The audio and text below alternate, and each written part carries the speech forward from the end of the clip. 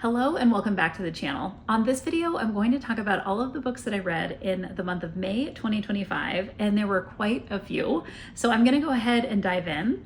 The first book that I started with was one called Those Girls by Chevy Stevens. And Chevy Stevens is kind of known for like mystery thrillers. This is a particular novel about a group of three sisters who run away when they're kind of like teenagers from a situation that is kind of very traumatic, and they're having to kind of escape a situation, and they run into more trouble through that escape.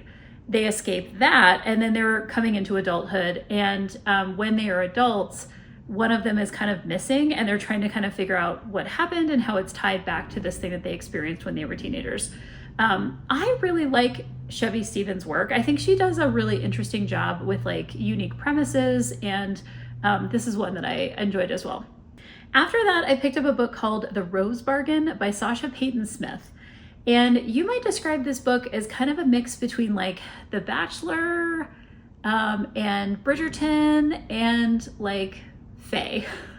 And it basically is about this group of young women who, when they're coming into adulthood, they like trade something that's very personal to themselves, like for example, their sense of taste, for a gift that they get from the Fae. So like one girl might say like, I want to be beautiful and I will give you my sense of taste in order to be beautiful. And they kind of get this thing that's granted for them. And there's a couple of sisters who are kind of the main people in this plot. And one of them kind of gave away her personal thing that she was kind of trading, but she doesn't remember what it was, and so she doesn't remember what she traded it for. I mean, like there's this kind of mystery around that. And then there's the second sister who's kind of trying to help her, and I found this to be really actually very compelling. I got very sucked into the plot, was really interested in what was going to happen. I think this might be the first in a series, so I would definitely pick up whatever comes after that. Next, I picked up a book called Heartwood by Amity Gage. This is a book that I like immediately ordered on audio when I first heard of it because it just sounded so interesting. It's about a woman who goes missing when she's hiking the Appalachian Trail, and it's told by a couple different perspectives. There's this detective who's trying to find her, like kind of a forest ranger person, and then there's also this older woman who lives in like an assisted living facility who's also kind of like playing like amateur detective in this situation. This is very kind of lyrically written. I would put it as kind of like a mystery / literary novel, and I really enjoyed that one too. I'm kind of a sucker for missing person stories, and so that was right up my alley. Next up, I picked up a mystery novel called The Last Good Night by Kat Martin. This is the first book in the Blood Ties series, and I would say that this book, I'm gonna pull it up. There were so many books this month, I'm not gonna be able to keep them all straight, but basically, this is a book about a cold case, and this detective who's coming to, I don't even think she's a detective. I think she's like she's a private investigator, and she comes to this ranch to kind of work with this guy to figure out what happened to his missing wife. And there's all kinds of like twists and turns throughout the story. This is one that I thought was a solid first novel of a series. Like I would be very interested in kind of continuing the series. I liked how the main kind of private investigator was set up. And so I'm kind of curious to continue to read in that series and see what I think. Okay, then on kind of a whim, I picked up a book called Lies He Told Me by James Patterson. And basically this is about a woman who learns that her husband has like this secret life. And basically what happens is he jumps into a river to save someone, and he ends up on the news, and basically he doesn't want to be found, and then he is found, and like all of these things ensue. And she's a lawyer, and this one was also very twisty. I wasn't quite clear where it was going, and I appreciated that, you know, about the plot. I like to kind of be surprised. And it was definitely kind of like I'm trying to say what I can without giving too much away. There's kind of like this hidden identity component to it, and you're also trying to figure out like, who is this guy? Because there's like a couple red herrings throughout the book. That one was really fun, so I like that one. Then I picked up a book called Recharge, Boosting Your Mental Battery, One Conversation at a Time by David Coe. This was one of my NetGalley books for the month. And what I would say about this book is I didn't feel like it really stood out in terms of like the content and what it was providing. I feel like what was interesting is he ends up interviewing a bunch of people about kind of like how they're engaging in recharging. And it was, so there's like these like celebrity interactions throughout the book of people, like famous people he knows, and how they're like engaging in recharging, which I guess is kind of interesting. It wasn't really what I was expecting. But this is the person who basically was or is the CEO for Calm, the app. And so it was kind of interesting to hear how he was trying to change his organizational culture, or be part of an organizational culture that values this concept of recharge. That was probably the most interesting component to me, even more so than kind of like what he was recommending as methods for doing the recharge itself. All right, also this month I read all 3 books in the Simon Snow series. This is Carry On, Wayward Son, and the 3rd book is called Any Way the Wind Blows. And this is basically, the easiest way to describe this is Rainbow Rowell wrote a novel. This is the author of this trilogy. And in the novel, she has a character who's writing Harry Potter fan fiction. And she basically takes that Harry Potter fan fiction that was part of the embedded in the novel, and she takes it out and makes it its own trilogy. So this is basically about a Harry Potter-like character, a teenage boy who's basically a magician, and he falls in love with his roommate at a Hogwarts equivalent kind of school. And his roommate is a vampire, and they have this kind of queer relationship. And it's very sweet. I mean, like, it's a very teenage angsty kind of trilogy. And obviously it departs enough from Harry Potter that it's not exactly that, but it has the same kind of like themes that you might imagine that are in Harry Potter. And so in the first book, you get kind of like the main character is meant to be kind of like the one in the way that you think about Harry Potter as the one. The second book is kind of like this road trip book where this is set in Britain and they go to America. And then the third book is kind of this culminating, there's some stuff that comes up in book 1 that kind of gets resolved in book 3. So relatively, normal trilogy fare. But if any of that sounds interesting to you, I enjoyed it. I thought it was really fun. And I love kind of how it started as fanfic and then blossomed into this other thing. So recommend that as well. Next, I picked up a book called Trauma, The Invisible Epidemic. And this is by Paul Conti. And this book has a foreword by Lady Gaga. I mean, this is someone who worked with Lady Gaga. He's like a therapist and a practitioner. And basically what he is talking about in kind of a high level way is how trauma lives in the body. Now, later on in the month, I read another book on trauma that I would recommend more than I would recommend this one, but I did think it was kind of interesting in terms of how he introduces the concepts. And it's definitely shorter than the book I'm going to talk about a little bit later on. Then I read a book called Born on a Blue Day. This is by Daniel Tammet. And I read 2 Daniel Tammet books this month. The first book I found out about from reading the second book I'm going to talk about, if that makes any sense. So I started reading the second book, which is a book called 9 Minds. And it is about 9 different people who are kind of like narrative nonfiction of their lives. And they're all on the autism spectrum. And Daniel Tammet is a man who is one of the only known autistic savants. There are not very many that are like currently living, and he basically has like a very special relationship with like numbers, and he sees numbers as something that is like has a color to it, and so the concept of this book's title, Born on a Blue Day, is like I think he associates Wednesdays with the color blue. So he has kind of this different way of how these things work in his brain. So this book is basically his memoir about being an autistic savant and kind of talking about what that is like. The second book, 9 Minds, which is, I came across that one first and I realized that this guy had a memoir, and so I decided to read it. 9 Minds was him doing kind of these really in-depth interviews with people for like 4 years, where he came to understand their stories of being autistic. And like one of them is like a detective who solves murders, and one of them is an artist, and one of them is the actor Dan Aykroyd, if you're familiar with him.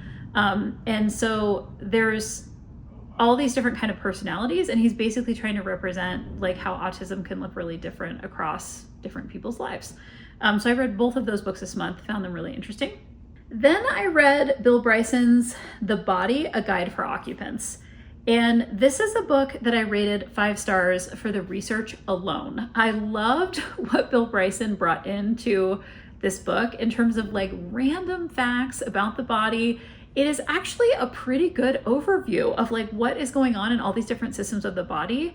And he adds in like a little bit of humor and things like that here and there, but I was like surprisingly impressed by what he did in this book. And when I thought about like the lift of doing all the research to write all this up, I was even more impressed. So I really like that one. Okay, next up I read a book called Between the Lines by Jodi Picoult, and this is written also with her daughter Samantha Van Leer. And this is basically a story about a girl who's a teenager who reads this book that's kind of a fairy tale, and it turns out the male prince in the fairy tale can talk to her and understand her and kind of come out of the book and have a relationship with her. And I will say, you know, while I thought this was like creative, I've said before on these videos, fairy tales are like not really my cup of tea. And I felt like this kind of fell into that category. So it was interesting, but not necessarily something that was like really blowing me away. All right, then next up, I picked up a book called The Procrastination Playbook for Adults with ADHD. And this is basically, it's by Risa Williams. This was another book I had from NetGalley. The unfortunate thing about this book, and I really would like to eventually see a hard copy of it, is it is like a workbook, and in the digital version of the ebook, it was very difficult to understand what the author was trying to do. And I'm sure it was because it was NetGalley, it was like a pre-read, you know, like advanced reader's copy. And my guess is it's really interestingly formatted in the actual physical copy of the book. But in the ebook, I like really struggled to understand what the exercises were and how they were structured. And like, I felt like there were headers and things that just felt like they were out of place. So I think that this is probably a very important, helpful tool. It defines like all these different kinds of procrastination, which was probably the most useful part of this book. But because of the formatting, it was rough. So I would say this is a book that I might consider picking up in physical copy if this is a topic that's of interest to you. All right, next up, I picked up a book called The Second Husband by Kate White. I picked up this book physical copy from the New Reads shelf of my library, and I had never heard of this author before. And after I read this book, I was like, where are all the other books by this author? Like, I was completely blown away. I really enjoyed it. So this is basically about a woman who has a second marriage, and then she has this discovery about the death of her first husband, and she has this like unsolved crime of the first husband, and it comes back when she's in the second marriage. And the second marriage is supposedly like completely disconnected from the first marriage, but she's starting to have this kind of like concern that there's more connection than she thought, and that she's like she's suspecting her like second husband a little bit, and kind of some different things that have happened. And it's very much kind of like it's twisty, but it also has kind of the psychological component that I enjoyed. I would definitely pick up another book by this author just because I thought it was really kind of unique what she was building in, and she brings in enough kind of like red herrings that it was kind of an interesting read to try to understand what was going on there. Then I picked up a book called Mastering Executive Transitions by Naveed Nezamian. And I picked up this book because at my current organization, we actually have a bunch of executives transitioning, and I wanted to kind of understand what I could do to help to have these be more successful. And shockingly, this book cites the statistic that 40% of executive transitions fail within the first 18 months. And I was really like blown away by that and really surprised. And basically, you know, the short story is like, you need to have really good onboarding, and you need to have maybe even like a transition coach for people who are coming into these new positions. And it was really interesting to read about the practical steps that organizations can take to support leaders when they're making these transitions, and to realize like how little of those steps we're taking, which is what's leading to some of these failures. So I'm really glad I picked that up, and it was very timely for me to read that as well. All right, then I picked up a book called Dark Corners by Megan Golden. This was another NetGalley read. So I was actually trying to get ahead because I've been way behind on my NetGalley reads, and I wanted to get a few of them off my list. So this is a book that has a podcasting subplot, which is becoming kind of a very common thing in mysteries these days, where you have kind of like an amateur detective who is like a true crime podcaster, and that comes into the storyline. This one also has a social media influencer who goes missing, after she goes to visit a serial killer in prison. So you're kind of like, okay, these are some interesting elements coming together. I will forgive you the podcasting subplot that's feeling a little bit tired by this point, but I actually really like this one and would recommend picking that one up too. This is the second in a series, and the series is called Rachel Crawl. All right, then I picked up The Year I Met My Brain by Matilda Bosley, and this is basically about the year that she kind of figures out that she has ADHD. So it's a book about ADHD. So I read a lot of neurodiversity books this month. I continue to do a deeper dive on that topic. And in this particular book, one of the things I found that was really interesting and helpful about this is she kind of walks you through in a very accessible way, like what is ADHD and how do people experience it and how did she experience it.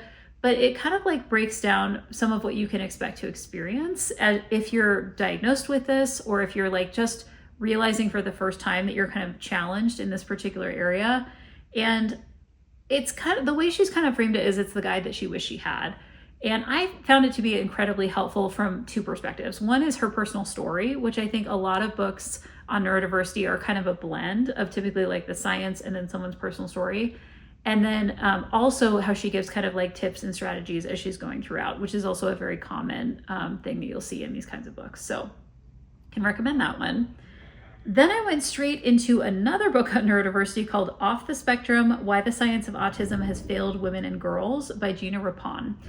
Now, this book is really about brain science. Like the person who writes it is a brain scientist. And so she's basically trying to talk about the history of autism, how it has been associated primarily with young white boys, and how there are all these things in women with autism that get completely missed because of the history of how it developed over time. So this talks about the history of how autism has been defined and how that definition has changed over time, how it is now sitting in the DSM, in a particular kind of way, and also how there are new tests that are even like actively being developed right now to help diagnose women with autism because it can look very different than their male counterparts. And so I will say there are parts of this book that are very sciencey, and those lost my attention a little bit just because it's not like a super like interesting component to me. But the part about thinking about diagnosing autism in kind of different ways because of like how our understanding of that particular form of neurodiversity has changed.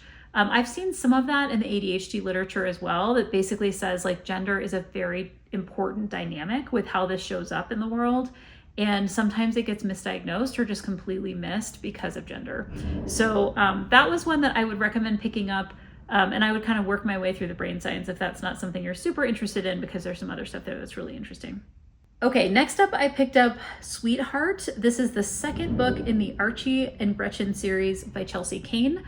I read the first book in this series last month. It is a 6-book series that basically talks about a female serial killer and a cop who's basically obsessed with her.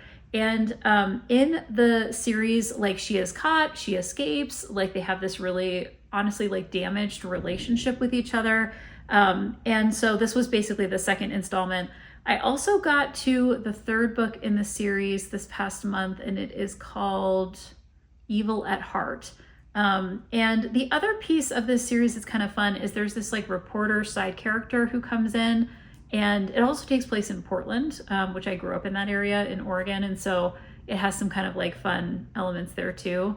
But love this series, excited to read the other 3 books that are left. Okay, then I picked up The Briar Club by Kate Quinn. I thought this was a book about like a boarding house that was also somehow tied to abortion. Not quite right on the abortion front, but it is about a boarding house, and it is a book that takes place around women's rights and like thinking about this very particular time in history where all these women are kind of coming to this boarding house. There is this kind of like murder mystery that's part of the storyline as well. I will say that for whatever reason, some people have just like raved about this book. They love it. It's like one of their favorite books of hers. I didn't feel that same connection with this particular one. I really do enjoy Kate Quinn, so I thought this was going to be kind of a win for me. And I'm not sure why I couldn't connect with it, like if it was just having a hard time focusing on it. I did listen to it on audio. I've also heard people say this was like their favorite audio because of how it was done. So just because this wasn't like my favorite doesn't mean you will not like it. But based on kind of like what I know of Kate Quinn, I would definitely pick up more, and I have picked up more, and I really like her style. So for what it's worth. Okay, then I picked up a book that might be one of like my top 10, in my top 10. Had never read it before. It is called The Resurrection of Joan Ashby by Charisse Wolas. Never heard of this author. She's only published a couple of things. I was so impressed by this book. It's basically the story of a woman who is a writer, and she doesn't want to have children. Then she gets married and kind of by accident becomes pregnant and is like, well, I guess this is my life now. And she has a couple of kids. And in the midst of like raising these kids, she's kind of trying to be a writer. She's doing it on the side. And this is somebody who's like, her debut, like when she was like publishing, people were like fawning all over her. I mean, like she was supposed to be like the it author. And then she has to kind of like pull back and raise a family. And throughout this novel, you get like her short stories and you get like pieces of her writing embedded throughout. And then there's this kind of like shocking thing that happens, I don't know, maybe halfway through. And it leads to like learning more about her writing and the situation. And the craft of this novel was so impressive. Like typically if something gets to my top 10, it's like, I can't imagine writing that myself because I dabble in writing. I've written for a long time, both fiction and nonfiction. And when I look at something like this and I'm just like completely blown away, like this is this novel. I had like randomly run across this book because it was like a book club book and somebody talked about it and I'd like never heard of it before. And I was like, okay, you know, let me just like get a copy of this and see what I think. I listened to it on audio while I read the physical copy of it. And if you are a literary fiction person and you have not heard of this book, I would absolutely pick it up. It like immediately went onto my favorites list.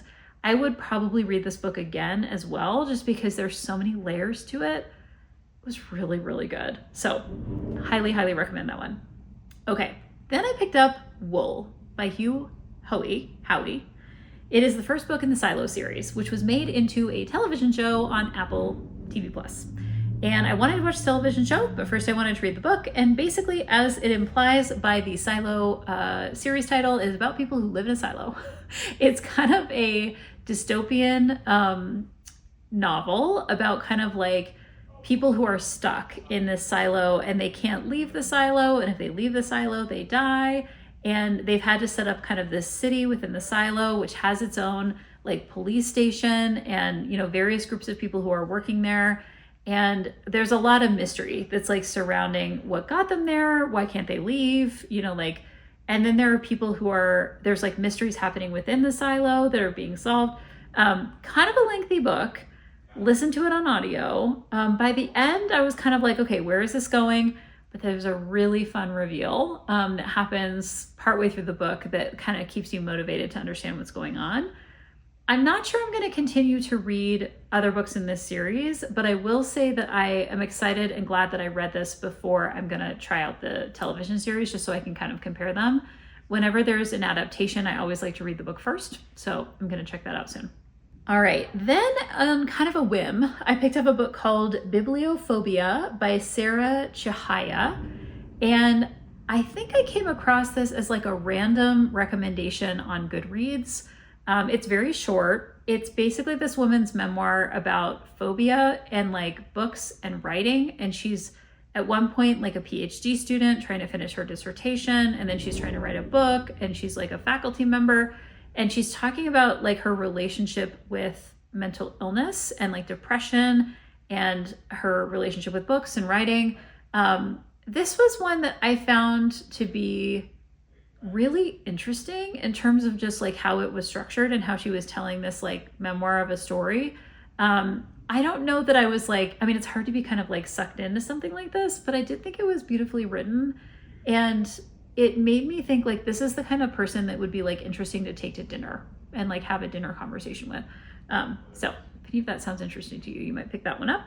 Okay, then I picked up the most recent Catherine Cowles. It is called All the Missing Pieces. And this is one, I'm just reminding myself.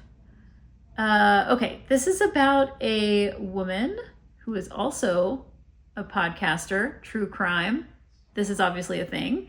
And she has a sister who went missing, and she goes to the town where she's trying to understand what happened. There's this other woman who went missing, and they're kind of connected somehow, and it's like this embroiled mystery. And of course, as always in these books, there is want to make sure I get this right, a sheriff character, I'm getting that right, and she has a little bit of a romance with the small town sheriff. So kind of all the components you would expect from a Catherine Cowles, and I like that one. Okay, I mentioned earlier that I read a second book on trauma this month that was a little bit longer, a little bit more involved, and I finally got to The Body Keeps the Score. This is a very popular book in this space. It is by Bessel van der Kolk, who I think has probably one of the best names of an author I've ever seen. And this is a book that is basically about all of the research we have on how trauma lives in the body and how you can treat that through various things, including yoga and breath work and, other forms of therapy. And it is based in the science, but it is also very compelling in terms of how he tells stories, and also really kind of interesting in terms of how he's like defending his own work, because there are times throughout this book where he basically describes how the work is called into question and how people don't think that trauma is kind of its own thing that needs to be defined and explored and treated. And he does. He thinks it is like a special subset that people are dealing with, and it basically needs its own definitions in the DSM. And he kind of talks about all of that. I'm glad I finally got to this book. I was a little concerned it would be like very dry, or that I wouldn't be like interested in it once I got into it. I found it really compelling, and I think the storytelling component of it was a big part of that. All right, then I picked up a book called The Crash by Frida McFadden, and Frida McFadden is just like this very almost written like a serial, where it's like you have this chapter and then you have this cliffhanger and then you go on to the next chapter, and all of the tales are kind of wild. And this particular one, you have this woman, she's pregnant, and she ends up getting in this car accident in the snow, and then she has to go stay in this cabin, and it has kind of Misery vibes if you're familiar with the Stephen King novel or the film. And you're kind of like, what's going on here? And there's this couple that lives in this cabin. And I will say that there's a part at the end of this book where I'm like, that's completely not believable. But is anything about the book believable? That's not really the point. So I would say these are fun. Every time you read a Frida McFadden, it's pretty fun. And she also has these satirical books where she makes fun of herself, which is also kind of an interesting thing that she's done. So these are kind of like candy. They're like palate cleansers that I read kind of in between other things. All right, then I picked up a book called Self-Compassion. This is by Kristin Neff. I had heard about this from a bunch of other people. One of the things that I would say about this, I realized this very far into the book, because the author doesn't really reveal this until the end. And it's not really a spoiler. It's just something to know about her. She is the mother that made the documentary. She was part of the documentary of this boy who's autistic, and she and her partner take their son, trying to remember exactly where they go. But I think the documentary is called The Horse Boy, and it's basically about how he goes through this healing ritual as someone who has autism, and it profoundly affects him, to go and engage with these wild horses in another country. And, I didn't realize this was the same person as that. I have seen that documentary years and years and years and years ago. It came out a long time ago.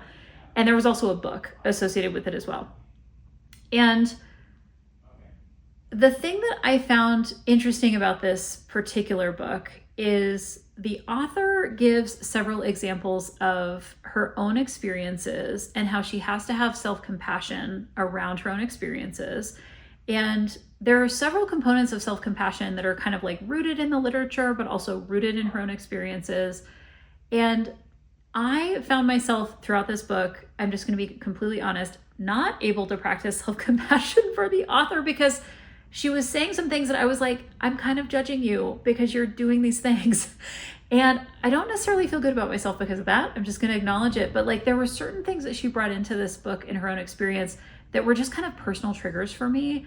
And it made it very hard for me to, one, have like a non-judgmental perspective as I was like listening to her story, and two, feel like I could kind of apply some of the stuff that she was talking about to my own experience and to, you know, how I interact with other people. Maybe this makes me a horrible person. I'm willing to acknowledge that. Like, I'm just being kind of honest about this book. I wanted to like it more than I did, but because I had these kind of triggering moments with it, I found it really challenging. I will also say there were some components in the beginning part of the book in terms of how she describes her relationship with her autistic son that, after reading all that I have about neurodiversity, like the way that she was portraying that felt challenging for me. And then I found out that she has this other like whole thing that she did around like healing him and like trying to have this whole other like documentary about it. So there was just some complexity here for me that I wasn't anticipating. I thought this was going to be kind of like self-helpy and like relatively light. And I ended up getting kind of embroiled in some of these things that I was just like, I'm not quite sure how I want to interpret this. So my guess is this was very personal to me. And there are things in here that are personal triggers for me and that would not be personal triggers for other people. So if you read this book or you've read this book, I'd be very curious to hear what you thought about it, because I think my guess is the majority of people are going to have a different experience than the one that I did, and that they'll be much more positively inclined to this author. It definitely tells me I have more to learn about self-compassion and also other compassion just because of how I was reacting to this book. My honest opinion. Okay. Then I picked up a novel called The Bar Harbor Retirement Home for Famous Writers. This is by Terry Lynn DeFino. Never read this author before.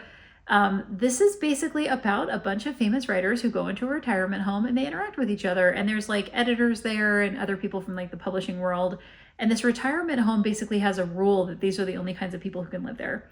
And then there are the people who are serving them as kind of the staff of this retirement home. And you get kind of these back and forth different stories between, sometimes it's stories from the past, sometimes it's stories that they've actually written, and then also the present day experiences of these particular writers. This is a book that I found to be kind of cozy. It's one of those books you can just kind of like settle in with and just like appreciate the storytelling. So I would recommend that one. I feel like it's kind of like I don't know, maybe like a rainy day fall read kind of book. All right, then I picked up Done and Dusted. This is the first book in the Rebel Blue Ranch series by Lila Sage. I have seen a bunch of really good reviews for this entire series by this author. So I thought I'd pick up the first book. Some people have said like 3 books in, it's like their favorite. So I'm really just trying to get further into the series. I would say the first book was pretty traditional romance fare in that you have like a female main character who rides horses, and she has some kind of injury and she's kind of healing from that, and also like literally getting back on the horse and like trying to have less fear, you know, as she's doing that. And there of course is a male main character who's helping her to do that. I feel like this is a book that, while I enjoyed it, you know, and I would continue with the series, it didn't really stand out to me, you know, for any particular reason. All right, then I picked up a book called The Seven Sisters by Lucinda Riley. It is the first book in the Seven Sisters series. I believe there are 7 books in the series, 1 for each sister. And this is basically about a group of sisters whose adopted father, dies very early in the book. And that basically triggers the release of all of these kind of like secrets about where they came from and who they are. So each book follows a different sister. And in this first book, it is basically the story of the multiple generations of women who led to the birth of this sister. And there's this whole like kind of backstory and history about art and sculpture that's really interesting. And I had come across this book on social media. Someone was like raving 5 stars for them. This was really strong. It has like a very strong kind of historical fiction component to it, but a little bit of like mystery built into that as well. And since I had never been exposed, you know, to this author before, I was pleasantly surprised, and I would definitely pick up more in this series just to kind of see where it goes. Okay, then I picked up a book called We Are Watching by Allison Galen. This is a book that is basically, it does a really nice job of kind of talking about paranoia. It is about an adult woman who, when she is a teenager, writes this book that becomes kind of this cult classic. And in the beginning of this book, we're with her and her daughter. Her family has recently gotten in a car accident. Her husband dies in the car accident, and they're trying to move on from this. And basically what they realize is there is this like random group of people who've taken up her cult classic book, and they believe it is like foretelling all of these things. And it creates this sense of like paranoia for her family and for these people about like what is reality. And I thought it was actually kind of creative and interesting, pretty twisty. I thought that the premise was like pretty creative as well. So I like that one. Then I picked up At Long Last, Demon Copperhead. This is by Barbara Kingsolver. Barbara Kingsolver has been an author that I have enjoyed for years and years and years. I read the Poisonwood Bible. I probably should read it again because I enjoyed it so much. I think I've read it a couple of times now. And I also read The Bean Trees, which was another book of hers that I just really, really loved. She's written a bunch of things that I have not gotten to yet, but this is her most recent book from a couple years back, I think, that was a Pulitzer Prize winner.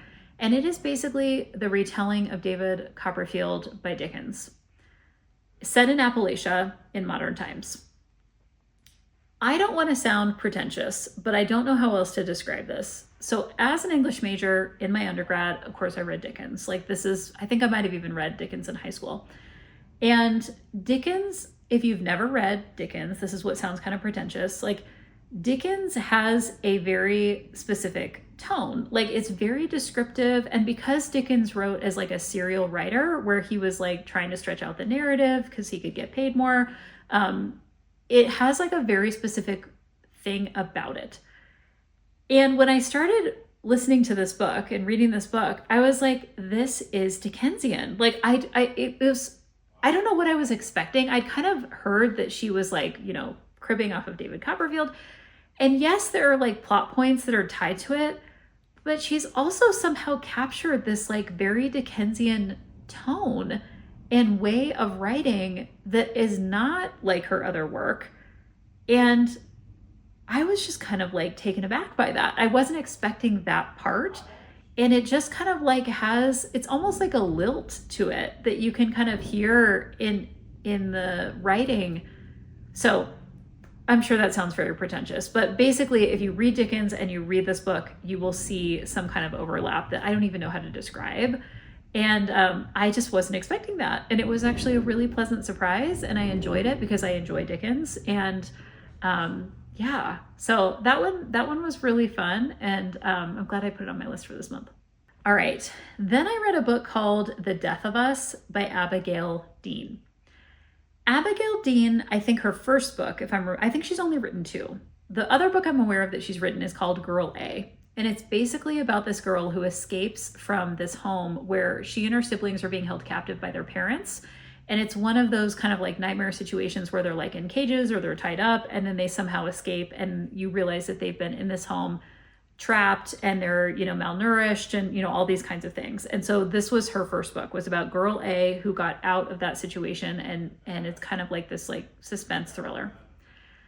This book, The Death of Us, is about, it's also kind of like a ripped from the headlines kind of story where you have this couple who, when they're in their 30s, they're married, and they have an experience that is similar to like the Golden State Killer. And the Golden State Killer, if you are familiar at all with this story, was a serial killer who was practicing in California. And basically he was raping women, but their husbands were present, and then he would kill them. And it kind of escalated over time. Like it started with like home invasions, and then it went to sexual assaults, and then it eventually went to murder. And so this couple, when they're in their 30s, have this home invasion, and he, the serial killer, sexually assaults the wife. And there's this whole situation, with their experience of this, but he doesn't kill them. They survive. And this is like in his period of being a serial killer where he's not killing people yet. And this book is basically the story of 25 years later, this serial killer is caught, and they have to go and give their victim statements at the trial of his sentencing. And the book alternates back and forth between the wife telling the story of the past and like what has happened, because eventually, and we know this from the beginning, this couple has broken up. So they are no longer married. So you're getting like the historical narrative of their marriage and like what happened in this situation. And that alternates with chapters from the husband's perspective in present day, where he's like describing what is happening as they're preparing to give these victim statements at this trial.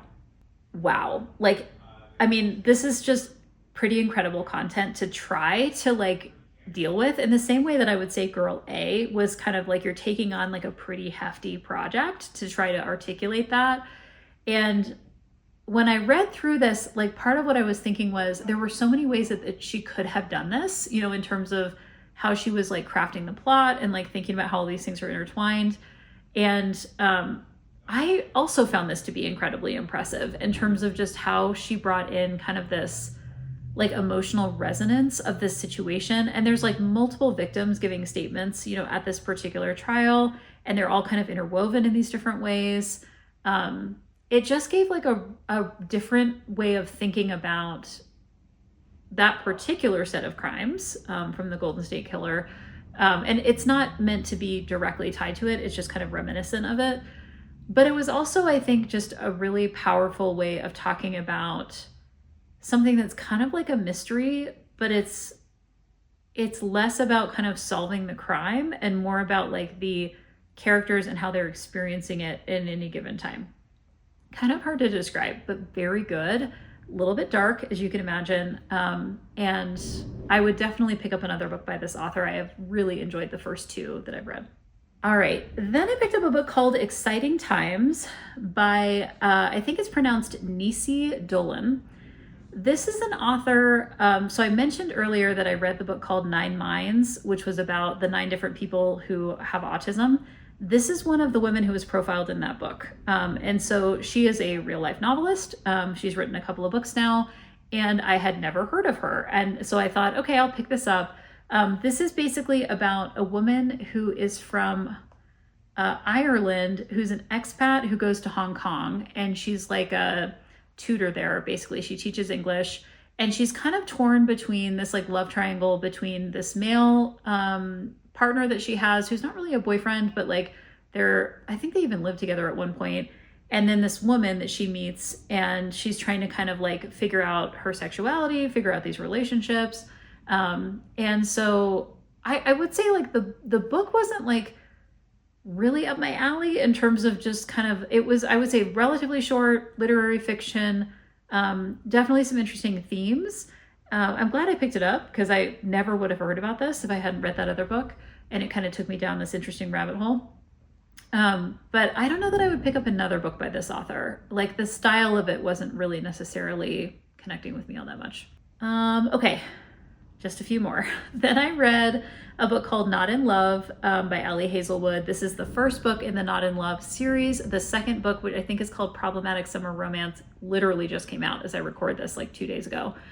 And this is a book that I will give the warning, which the author gives the warning in the beginning of the book, is it's not so much a like traditional romance as it is more about, I don't know how she kind of describes it. She describes it as more of like an erotic novel or something like that, because it's basically about 2 people who are kind of damaged, and they are coming together pretty much for just like physical pleasure. Like it's not necessarily a relationship that either one of them is looking for. And similar to other Ali Hazelwood books, this is set in kind of like the STEM fields. This is kind of what she's known for, is these kind of like academic characters who like are usually in STEM. And her other books are way more traditional. So she kind of gives this statement at the beginning of the book of like, this is not like the other books I've written. This is about 2 people who are basically, you know, damaged and trying to kind of work through that. And they do that through having basically like a sexual relationship with each other without much else. But of course, throughout the book, they begin to have care for each other and feelings for each other, and they start to heal together. And it was kind of interesting to me that she would offer that disclaimer in the beginning of the book, because I actually didn't find the book to be that much different than other things I've read that are kind of in this space of people who are basically like unsure that they're going to find someone who's going to fully understand them, you know, when they've gone through a lot of things in their life. And both of these characters, like from the very beginning, they disclose like very intimate things to each other because they don't have an expectation that this person has to stick around. And so it ends up creating like a deeper intimacy almost from the very beginning because they're just honest with each other about kind of who they are and where they've come from. So I actually found this one to be really interesting. I wouldn't say it's like my top Ellie Hazelwood. There's a couple other ones that I've enjoyed more. But I didn't see it as, I've heard some people say like this feels very different, and I didn't necessarily feel that way. I thought that it fits kind of like squarely within the genre of what she typically writes. All right, then I picked up Everything is Tuberculosis by John Green. You may have seen this. It is a New York Times bestseller. It is basically the story of a young man that John Green met when he was in Sierra Leone who had tuberculosis. And John Green, this was like roughly 2019, became very invested in the fact that tuberculosis can be eradicated, but we have not done that because in certain countries they don't have the money to spend on the treatments. And so people are dying unnecessarily from this disease. John Green then became like obsessed with this. And this is like him describing it. Like he spent years of his life researching this, trying to understand where it came from, where it's going. He and his wife became like very strong advocates for tuberculosis treatment and medication and what can be done. And one of the reviews I read of this, which I completely agree with, basically said, this is the most John Green thing I've ever read. And I think that's very true. I mean, I think John Green has a very specific kind of persona. If you follow him on YouTube or in other spaces, you know, he's typically known for YA, a young adult romance and fiction. He wrote The Fault in Our Stars, which was a very famous YA novel looking for Alaska. I mean, he's got a bunch of different books. Turtles All the Way Down, which was made into a film. I mean, like he has a well-known presence in that area. Then he wrote a book called The Anthropocene Reviewed, which was basically his, I think, first foray into nonfiction. It was started as a podcast and then he turned it into a book. And now he has Everything is Tuberculosis. One of my favorite things about reading this book was seeing the trajectory of John Green and where he is going. Like he basically has made all the money in the world from all this other stuff that he's done. And he's like, I'm now going to advocate for this thing that's really important to me and that like makes a difference in the world and will literally save lives. And I think it's amazing that he's bringing his voice to this issue. And I thought the book was super interesting. So it's short, relatively quick to read, would highly recommend that one. Okay, the last book that I picked up in the month of May is a book called The Let Them Theory by Mel Robbins. And this is a book, self-helpy, if you're familiar with Mel Robbins. I think she has a podcast. I didn't really know much about her before reading this book.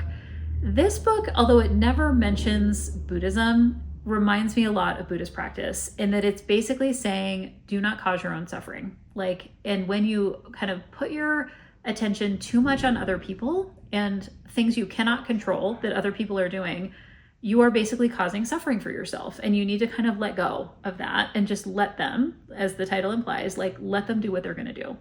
And let yourself do what you need to do in that particular situation that you do have control over and you do have agency over. This is kind of my read of like the overall novel or overall book. It's not a novel, it's nonfiction. So having read actually quite a bit about kind of Buddhism and how this functions, as somebody who studied meditation and various other forms of Buddhist practice. And if you're familiar with Pema Chodron's work, and you know, there's a lot of interesting things in this area. I was reading a lot of that onto this book. I don't know that she ever says anything about Buddhist practice like directly, but it seemed very similar to me in terms of like, why are you creating harm for yourself when you don't need to? Now, there's a lot of things you could say about this, like that other people's actions obviously have direct effects on you and others.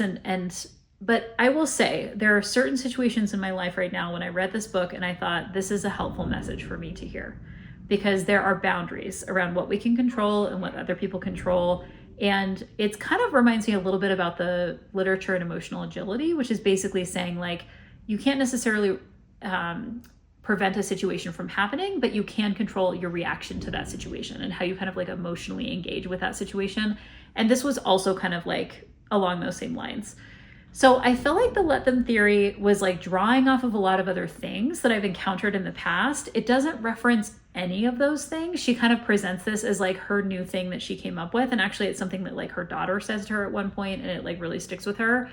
But given other reading I've done, you know, like I would say it connects in with like emotional agility work and kind of with Buddhist practice and some other things in that area that are really around the concept of acceptance and owning kind of your own ability to act and have agency within a particular situation.